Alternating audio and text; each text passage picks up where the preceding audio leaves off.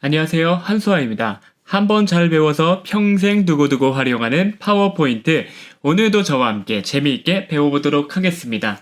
배경이 투명한 이미지가 좋은 이미지다 라고 말씀을 드렸습니다. 왜냐하면 파워포인트의 배경이 어떤 색이든 잘 어울릴 수 있기 때문에 활용도가 높으니까 그렇습니다. 이 배경이 투명한 이미지는 어떠한 PPT 슬라이드의 배경 서식과도 대체로 잘 어우러지는데요. 반면 기껏 마음에 드는 이미지를 찾았지만 배경이 투명하지 않으면 슬라이드와 따로 놀아 활용폭이 제한되는 것이죠. 그렇다고 이미지 배경 하나 지우자고 포토샵과 같은 전문 편집 툴을 배우는 건 배보다 배꼽이 큰일일 것입니다. 아니 파워포인트도 어려운데 포토샵은 또 어느 세월에 배워요. 그쵸? 이런 경우 파워포인트의 배경 제거 기능을 활용하시면 좋습니다. 배경 제거 기능은 불러온 이미지의 일부 영역을 투명하게 만들어줍니다. 이 기능에 숙련될 경우 배경이 투명한 이미지를 찾아 헤매는 시간을 아낄 수 있고 디자인에 활용할 수 있는 이미지 스펙트럼이 넓어집니다.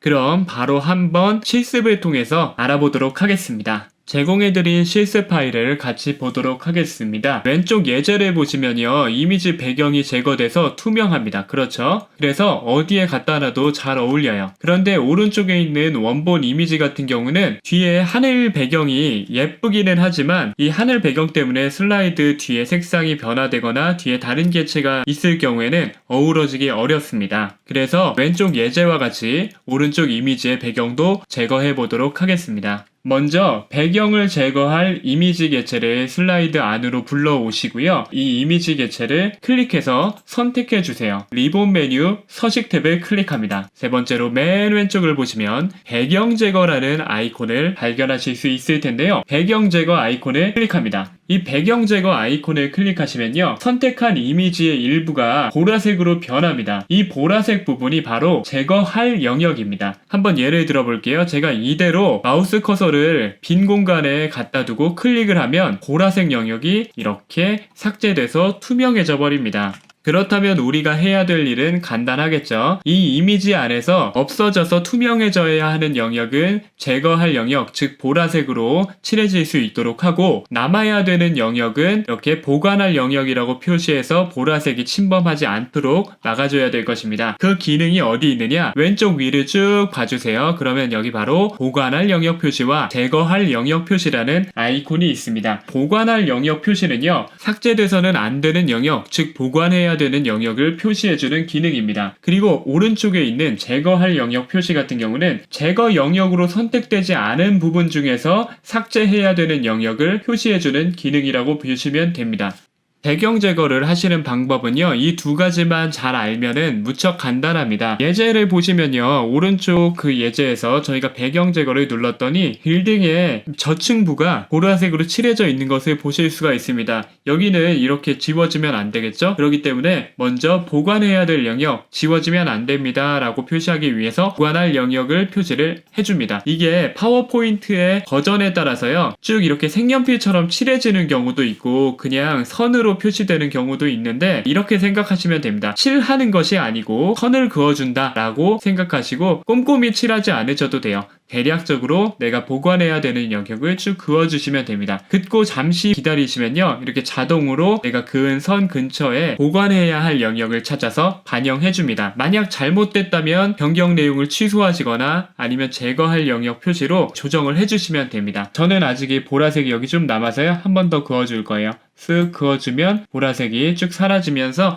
빌딩만 남았습니다. 만약에 이렇게 영역을 지정하시는 과정에서 잘못 눌렀다 라고 하시면요. 컨트롤 Z키 눌러주시면 돼요. 실행 취소 단축키죠. 컨트롤 Z키를 누르시면 직전 작업이 한 단계씩 취소가 됩니다. 그래서 간편하게 돌릴 수가 있습니다. 만약에 컨트롤 Z 한 것을 나는 취소하고 싶다 라고 하시면 컨트롤하고 Y를 누르시면 돼요. 그럼 실행 취소 자체를 취소해 줍니다. 이 두 가지를 잘 활용하시면 보다 편리하게 범위를 선택하실 수 있을 겁니다. 제거를 희망하는 부분만 보라색 영역으로 표시가 됐다면 개체 밖에 임의의 빈 공간을 클릭하시거나 ESC 버튼을 눌러서 기능을 종료해 주세요. 그러면 제거 범위가 확정이 되면서 보라색 영역이 삭제됩니다. 그리고 투명해지게 되죠. 막상 해보니까 무척 간단하게 되죠? 몇 번 연습만 해서 이 배경을 잘 제거하는 것만 해주시면 됩니다. 이 배경 제거를 적용할 이미지는요, 지울 영역, 즉 배경이 단조로워야 편집하시기가 쉽습니다. 배경이 단순한 이미지에서 제거할 영역 표시 기능을 사용하면 지정한 부분 주위의 색상을 분석해서 꽤 깔끔히 삭제 범위를 잡아주기 때문입니다. 그런데 만약 배경이 이색저색 섞인 복잡한 이미지라면 배경 제거 범위가 제대로 설정이 되지가 않습니다. 이게 처음에는 조금 어려울 수 있으니까 자주 연습해서 내 것으로 만드시기 바랍니다. 연습을 하면 할수록 연습한 값을 톡톡히 하는 유용한 기능이기 때문입니다.